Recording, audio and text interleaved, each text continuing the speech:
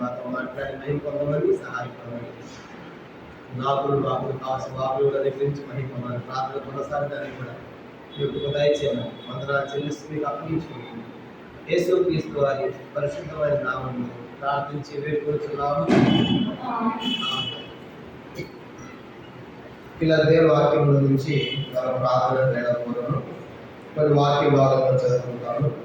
యెషయా గ్రంథము 59వ అధ్యాయం.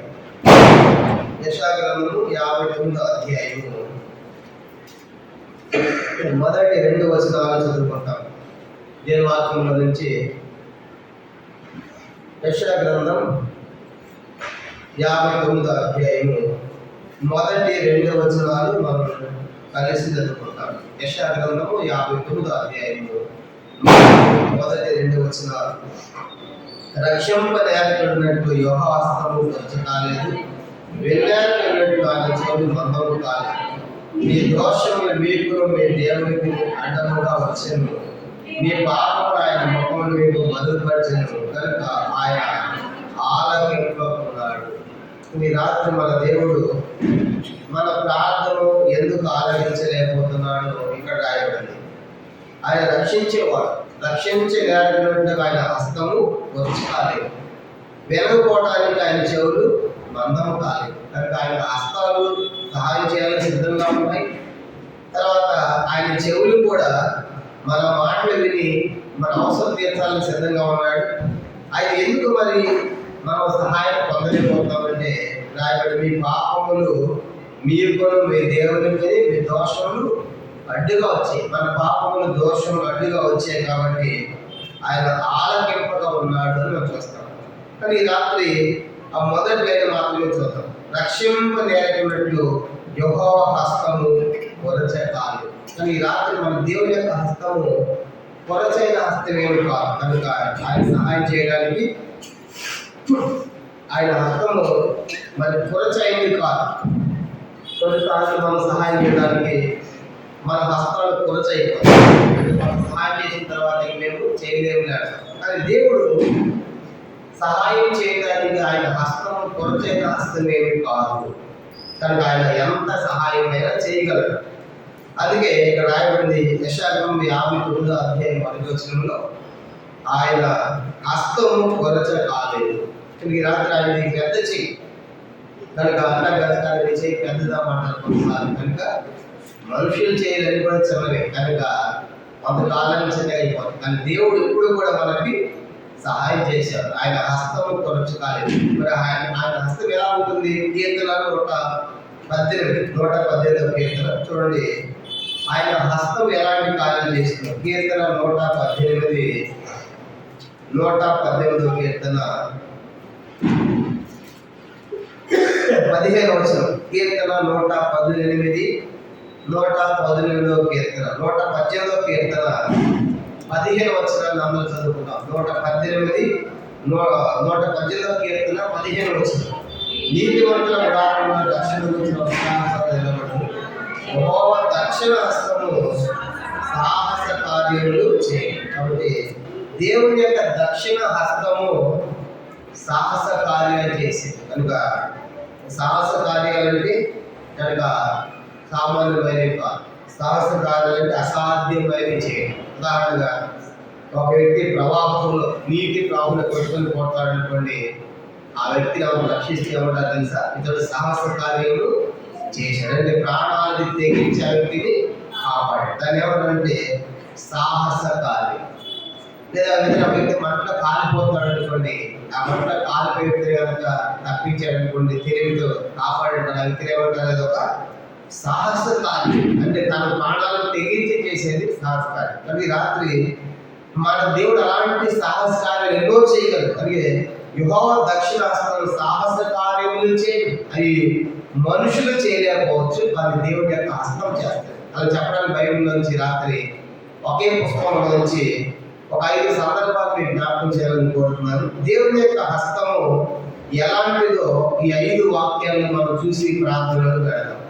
యెజ్రా భక్తుడు గుర్తించాడు దేవుని యొక్క హస్తం ఎలాంటిది అనేది చూశారు. కాబట్టి ఆయన హస్తం కొరచైనది కాదు. కనుక ఆయన హస్తం హస్తం చాలా పెద్దది కనుక మనం గమనించబడి అంత మాత్రమే కాదు, దేవుని యొక్క దక్షిణ హస్తము సాహస కార్యములను జరిగించి కనుక అది రాత్రి ఆయన యొక్క హస్తం మనతో తోడుగా ఉంటే మనకు అన్ని కూడా మనకు కావాల్సినవి కూడా సమకూర్చి వాడికి మనం కూడా చెప్పడానికి ఆయన హస్తము ఎలాంటి కార్యాలు చేస్తుందో ఒక 5 సంగతులు మనం యెజ్రా గ్రంథం గురించి మనం చూద్దాం. చూడండి, దానికంటే ముందు కీర్తన 17వ కీర్తన. అందుకే దావీదు భక్తుడు అంటాడు 17వ కీర్తనలో, అయ్యా నీ యొక్క హస్తము చేత నన్ను బలపరచు. 17వ కీర్తన 17 14వ వచనం చదువుకుంటాను. కీర్తన 17వ కీర్తన 14వ వచనాన్ని అందరం కలిసి. లోపల చేతిలో నుండి ఈ జీవిత కాలంలోనే తమ పాలు పొందిన ఈ లోపల చేతి నుండి నీ హస్త బలము చేత నన్ను రక్షింపు. నీవు దానముగా వారి గడుపు నీ కూర్చున్నావు. చాలా గమనించబడితే నీ హస్త బలము చేత నన్ను రక్షింపు. లోపల చేతిలో నుండి లోకంలో నుండి కనుక లోపల చేతిలో నుంచి నీ హస్త బలము చేత నన్ను రక్షింపు. కనుక ఈ రాత్రి మన దేవుడు ఆయన రక్షించేవాడు తన హస్తముతో. అందుకంటే నా హస్తము కొరచే కాలేదు, నా హస్తము దక్షిణ హస్తము సాహస కార్యాలు చేస్తుంది. కానీ రాత్రి అది భక్తుడు అన్నాడు దావీదు కూడా, అయ్యా నీ హస్త బలము చేత నన్ను రక్షింపు. మరి ఆయన హస్తం రక్షిస్తుందని చెప్పడానికి యెజ్రా భక్తుడు జీవితంలో మనం చూసినప్పుడు 5 సందర్భాలు ఈ సంగతి రాశాడు. చూడండి, మొట్టమొదటిగా ఆయన హస్తం ఎలాంటిది? యెజ్రా గ్రంథము 7వ అధ్యాయం. కొత్తగా సంగతి మనం చూసుకుందాం. యెజ్రా గ్రంథము 7వ అధ్యాయము 6వ వచనం చదువుకుంటాం. ఇది మొదటి దేవుని యొక్క హస్తము మరి తోడుగా ఉండదు, ఎలాంటి కార్యాలు జరుగుతాయని చెప్పడానికి మనం చూద్దాం. దాంట్లో మొదటిది యెజ్రా గ్రంథం 7వ అధ్యాయము 6వ వచనం చదువుకుంటాం. యెజ్రా 7 చదవండి. ఈ యెజ్రా ఇశ్రాయేలు యెహోవాకు గలిగిన మోషే యొక్క ధర్మశాస్త్రమునందు ప్రవీణ్యత గల శాస్త్రి మరియు అతని దేవుడైన యెహోవా హస్తము అతని తోడుగా ఉన్నందున అతను ఏ మనవి చేసిన రాజు అనుగ్రహించు. కనుక యెజ్రా దేవుని యొక్క వాక్యంలో ప్రవీణ్యత గల శాస్త్రి, ధర్మశాస్త్రం బాగా తిట్ట యెజ్రా బాగా తెలుసు. అతను రాయబడిన మాట ఏంటంటే అతని దేవుడైన యెహోవా హస్తము అతనికి తోడుగా ఉన్నందున. యెజ్రాకి దేవుని యొక్క హస్తం తోడుగా ఉన్నందున ఏం జరిగిందంటే అతను ఏ మనవి చేసిన రాజు అనుగ్రహిస్తా ఉన్నాడు. అంటే మొట్టమొదటి సంగతి ఏంటంటే మన దేవుని యొక్క హస్తము అనుగ్రహించు హస్తము అని చెప్పి. ఎలాంటి హస్తం అంటే ఇది అనుగ్రహించు హస్తం. అంటే మనం ఏదైనా అడిగామనుకోండి అది లేదు అని చెప్పేవాడు కాదు మన దేవుడు, అనుగ్రహించేవాడు. అందుకే యెజ్రాకి దేవుని యొక్క హస్తం తోడుగా ఉండడం ద్వారా జరిగిన మేలేందంటే అతను ఏ మనవి చేసిన రాజు అనుగ్రహిస్తే. ఎలా సాధ్యమైంది? ఏ మనవి చేసిన రాజు ఉంటాడు నీకు, ఏ మనవి చేసిన రాజు నీకు అనుగ్రహిస్తాను ఇస్తున్నాడు. కారణం ఏంటంటే అతని దేవుడైన యెహోవా హస్తం అతనికి తోడుగా ఉన్నందున. ఇది మొట్టమొదటి సంగతి. అందుకే రాత్రి అందుకే మనం కూడా ప్రభా నీ యొక్క హస్తము నాకు తోడుగా ఉండాలి, నీ హస్తం నాకు తోడుగా ఉంటే నాకు అన్ని కూడా అనుగ్రహించబడతాయి, అన్ని కూడా పొందుకునే వారికి ఉంటాం. కానీ రాత్రి అది మొదటి సంగతిగా మనం జ్ఞాపకం చేసుకున్నాం. దేవుని యొక్క హస్తము మనకు అనుగ్రహించేది, కొరచేది కాదు. అది ఏదైనా ఆయన అనుగ్రహించగల, మనుషులతో అనుగ్రహించేది కానీ చేయగలదు. అందుకే యెజ్రా ఒకరు చెప్పిన మొదటి సంగతి ఏంటంటే యెహోవా హస్తము అతని దేవుడైన యెహోవా హస్తము అతను తోడుగా ఉంది కాబట్టి అతను ఏ మనం చేసిన రాజు యెజ్రాకు అనుగ్రహిస్తూ ఉన్నాడు. అంటే మొదటి తలం ఏంటంటే అతను దేవుని యొక్క హస్తము అనుగ్రహించే హస్తము. కానీ ఏదైనా కూడా ఇవ్వడానికి సిద్ధంగా ఉన్నాడు. మాట్లాడదు బాగుండాలి.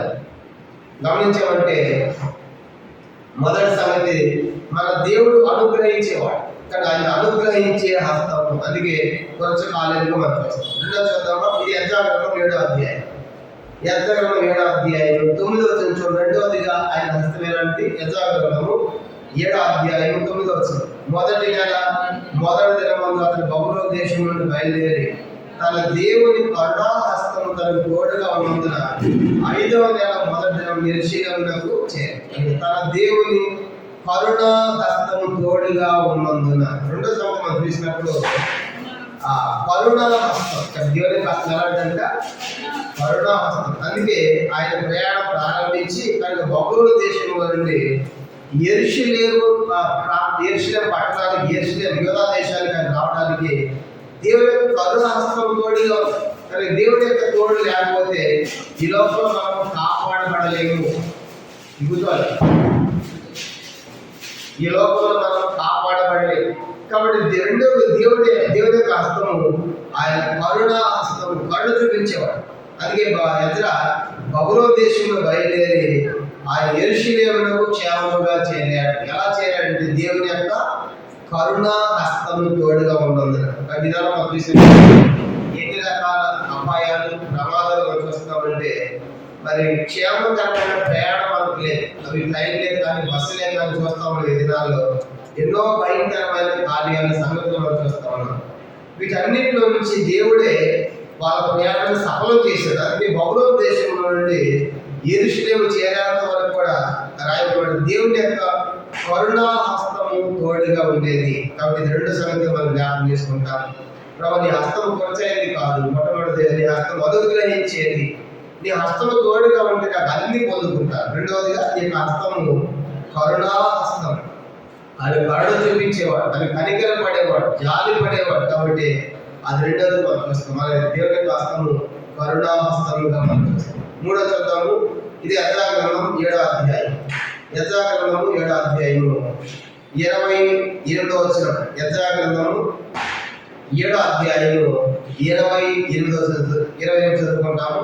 నా దేవుడైన యెహోవా హస్తము నాకు తోడుగా ఉన్నందున నేను బలపరచబడి నాతో ఇశ్రాయేలు ప్రధానులను సమకూర్చింది. మూడవదిగా నా దేవుడి యెహోవా హస్తము నాకు తోడుగా ఉన్నందున నేను బలపరచబడి అన్నది. అంటే దేవుని యొక్క హస్తం మనం ఏం చేసిందంట? బలపరిచే. కాబట్టి రాత్రి ఎంత గొప్ప దేవుడు మనకు. ప్రభు, నీ హస్తం ఉంటే చాలు, ఆ హస్తము నన్ను బలపరిచే. కాబట్టి రాత్రి మన దేవుడు మన బలహీనతలన్నింటిలో కూడా ఆయన బలపరచాలి అని కోరుతున్నాడు. కనుక ఆయన బలవంతులైన దేవుడు అని ఇతర పేరు. కానీ మూడో తలము చూసినప్పుడు ఆయన హస్తము బలపరిచే హస్తము. కాబట్టి ఎలాంటి కృంగుదలైనా, ఎలాంటి నిరాశ అయినా, నిస్పృహైనా, ఇలాంటి పరిస్థితులు మన దేవుడు మనల్ని బలపరుస్తాడు. కనుక స్థిరపరిచేవాడు, బలపరిచేవాడు. లోకల్ మనుషులైతే కొన్నిసార్లు మనం పరచవచ్చు, కానీ దేవుని యొక్క హస్తం మనకు తోడుగా ఉండేది కారణం ఏంటంటే మనము బలపరచబడతాం. అంటే బలాన్ని మనము పొందేవాళ్ళు ఉంటాం. కానీ ఇది ఎంత అద్భుతమైన సంగతి. అందుకే మన దేవుని యొక్క హస్తాన్ని మనం కోరుకోవాలి. ప్రభు, నీ హస్తం నాకు తోడుగా ఉన్న దయచే. ఎందుకంటే నీ హస్తము అనుగ్రహించేది. నీ హస్తము రెండోదిగా కరుణా హస్తం. కనుక కరుణ చూపించి హస్తం. మూడోది మనం చూసినప్పుడు ఆయన బలపరిచే హస్తం. కాబట్టి మన దేవుడు మనం బలపరచాలని కోరుతున్నాడు. యెజ్రా జీవితంలో ఇవన్నీ కూడా ఆయన అనుభవించాడు. కానీ దేవుడు తోడుగా ఉండడం కలిగినటువంటి ఈ మేలన్నీ కూడా యెజ్రా తను అనుభవించినట్టుగా మనం చూస్తాం. ఇది మూడో సంగతి. మొదటిది అయినా దేవుని యొక్క హస్తం మనకు అనుగ్రహించేది. రెండో దేవుని యొక్క హస్తం మనకు కరుణ చూపించేది. మూడో దేవుని యొక్క హస్తం మనల్ని బలపరిచేది. అందుకే దావీదు ఏమన్నాడు? 17వ కీర్తన 14వ వచనంలో మనం చదువుకున్నాం.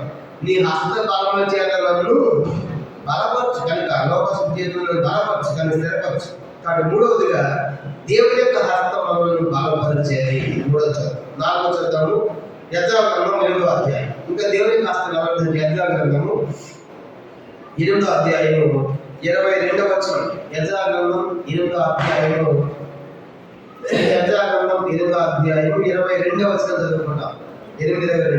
మేలు కలుగ చేయుటకై ఆయనను ఆశ్రయించి వారికి అందరికీ మా దేవుని హస్తము తోడుగా ఉండను గాని ఆయన హస్తము, ఆయన ఉగ్రతయు ఆయన విసర్జించే వారందరి మీదకి వచ్చని మేము రాల్చేరు చెప్పిట్టు కనుక మార్గములో శత్రుల విషయమై మాకు సహాయం చేయట్లు కాలుబాలము గౌతులు రాజు వద్ద కావాలని మనం చేయడం సిగ్గు నాకు తోచింది.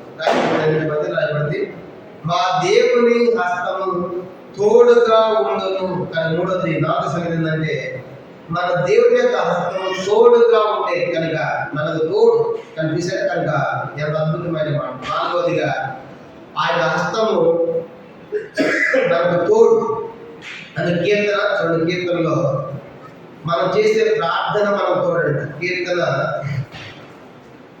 42వ కీర్తన 8వ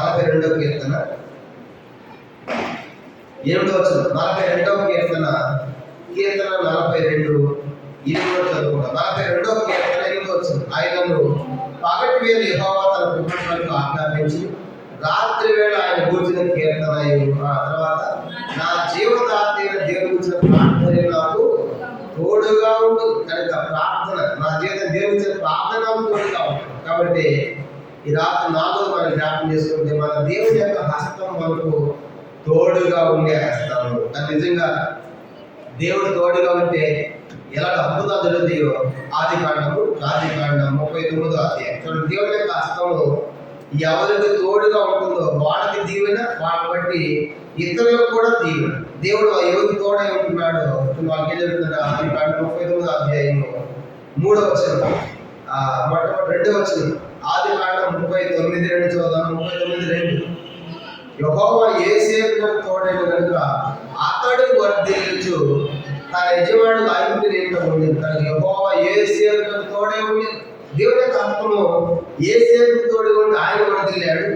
అతను మాత్రమే కాదు, 3వ వచనం 29:3 యెహోవా అతనికి తోడే ఉండేదని అతను చేసినంతయు అతని చేతులు యెహోవా సఫలం చేసినది అతని యజమానుడు చూచినప్పుడు.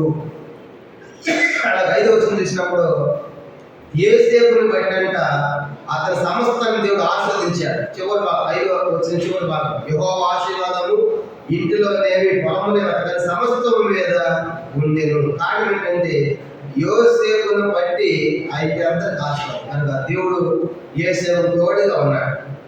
ఇంకా 23వ వచనం, ఇది ఆదికాండం 39వ అధ్యాయం. ఆదికాండం 39వ అధ్యాయం 23వ వచనం చూడండి. యెహోవా అతని తోడే ఉండిన కనుక ఆ చెరసాల అధిపతి అతని దేని గురించి విచారణ చేయక ఉండేది. అతను చేయనిది యావత్తు యెహోవా సఫలమగునట్లు చేసి 3 సార్లు రాయబడింది. 39వ అధ్యాయం 2వ వచనం, 39వ అధ్యాయం 3వ వచనం, 39వ అధ్యాయం 23వ వచనం, 3 వచనాల్లో కూడా యెహోవా యోసేపునకు తోడే. దేవుడి యొక్క తోడు, దేవుడి యొక్క హస్తం ఉంటే అతను ఎలా వర్తిల్లాడు, ఎలా చేసిన సఫలమైందో మనం చూస్తా ఉన్నాం. కాబట్టి రాత్రి అందుకే 4వది మన దేవుడి యొక్క హస్తం మనకు తోడుగా ఉండేది. ఇది 4వ సంగతిగా మనం జ్ఞాపకం చేసుకుంటాం. మొదటిది మన దేవుడి యొక్క హస్తము అనుగ్రహించేది. ఏ మనం చేసినా అనుగ్రహించాలి, అనుగ్రహించడం చెప్తాడు ఎజ్రా. రెండవదిగా ఆయన కరుణా హస్తం. 3వది మనం చూసినప్పుడు బలపరిచే హస్తం. 4వది చూసినప్పుడు తోడుగా ఉండే హస్తం. 5 ఆకటం మనం చదువుకుని ప్రార్థనకి వెళ్తాం. ఎజ్రా గ్రంథం 8వ అధ్యాయం 8వ అధ్యాయము 31వ వచనం. 5వ మనం చూద్దాం ఆఖరిగా. ఎజ్రా గ్రంథము 8వ అధ్యాయము 31వ వచనాన్ని అందరూ చదువుకుంటాం. ఎజ్రా 8:31. మేము మొదటి నెల 12వ దిన ముందు యెరూషలేముకు వచ్చుటకై అవాహన నుండి బయలుదేరగా మా దేవుని హస్తం మాకు తోడుగా ఉండి శత్రువుల చేతుల నుండి మార్గమందు పొంచిన వారి చేతుల నుండి మమ్మల్ని తప్పించి. వాడి రైతు రస్తాడు మార్గంలో ఎంతమంది శత్రువులు ఉన్నారు. అందుకే అంటాడు మా దేవుడి హస్తం తోడుగా ఉన్న దాంట్లో తప్పించబడ్డాం. అంటే 5వదిగా దేవుడి యొక్క హస్తం మనలను తప్పించేది. కనుక అది తప్పించేది. కనుక అది ఎలాంటి పరిస్థితి అయినప్పుడు కూడా దేవుడు తన ప్రజలు తప్పిస్తాడు. ఎందుకంటే కీర్తన 91:14 రాయబడింది. 91:14 ఏమన్నాడు? అతను ప్రేమించున్నాడని అతన్ని తప్పించారు. 91వ కీర్తన 14 వచ్చింది. అతడు నన్ను ప్రేమించుతున్నాడు కనుక అతన్ని తప్పించారు. ఇక్కడ ఎజ్రా అంటాడు మేము బయలుదేరి వస్తాము, మధ్య ఎంతో మంది శత్రువులు ఉన్నారు మా ప్రయాణంలో. అయితే ఆ శత్రువుల బారిని పడకుండా, శత్రువుల దాడిని పడకుండా దేవుడు మమ్మల్ని తప్పించాడు. కొన్ని మార్గమందు కొంచెం వారి చేత మమ్మల్ని తప్పించాడు. అంటే కారణం ఏంటంటే మా దేవుని హస్తం మాకు తోడుగా ఉన్న కారణం చేత. కాబట్టి రాత్రి మన దేవుని యొక్క హస్తం ఎవరంటే మనల్ని తప్పించేది. లోకంలో ఉన్న ప్రతి పరిస్థితిలో దేవుడు తన ప్రజలను తప్పిస్తాడు. కాబట్టి రాత్రి ఇవన్నీ జ్ఞాపకం పెట్టుకున్నప్పుడు మరి ఎందుకు ఆయన సహాయం చేయలేకపోతున్నాడంటే మీకును మీ దేవునికి మధ్య మీ దోషములు మీ పాపములు అడ్డు వచ్చాయి. అందుకే అంతేగాని ఆయన రక్షించకూడదు. ఆయన హస్తం ఏమి వచ్చ కాలేదు, వెళ్ళలేకపోవడం ఆయన చెవులేమి మందము కాలేదు. ఎందుకంటే లేరు, ఎందుకు సహాయం చేయలేదంటే దేవునికి మన మధ్యలో పాపం ఉంది, దోషాలు ఉంది. వాటిని ఒప్పుకోవాలి, వాటిని సరిస్తుంటే మన దేవుని యొక్క హస్తము ఆయన అనుగ్రహించే హస్తము. రెండవదిగా ఆయన కరుణా హస్తం, కరుణ చూపిస్తాడు. మూడవదిగా మనం బలపరిచే హస్తం మన దేవుడు. నాలుగవదిగా ఆయన తోడుగా ఉండే హస్తం. కనుక ఐదవది ఆఖరిది ఏంటంటే తప్పించేటువంటి హస్తం. దేవుడు కనుక తోడు లేకపోతే మనం తప్పించబడలేము. కనుక దేవుడు తన ప్రజలను తప్పిస్తాడు. కనుక అది మనం చూస్తాం. అందుకే రకరకాల శక్తుల మధ్య నుంచి అస్త్రం తప్పించే దేవుడి రాత్రి మనం కూడా తప్పించగలరు. కటలికి రాత్రి మనం కూడా దేవా నీ హస్తము మాకు తోడుగా ఉండ దయచేయక, నీ హస్తము మాకు కావాలి. కనుక నీ హస్తము నీ యొక్క దక్షిణ హస్తం సాహస కార్యములను చేసేది. కాబట్టి నీ యొక్క హస్తం మాకు తోడుగా ఉందని చెప్పేసి మనం కూడా దేవుని సన్నిధిలో ప్రార్థన చేయడానికి తన మనకు దయచేయగా ప్రభు యొక్క వాక్యాన్ని దీవించుకుంటారు. ఆమేన్. మనం ప్రార్థనకు వెళ్తాము.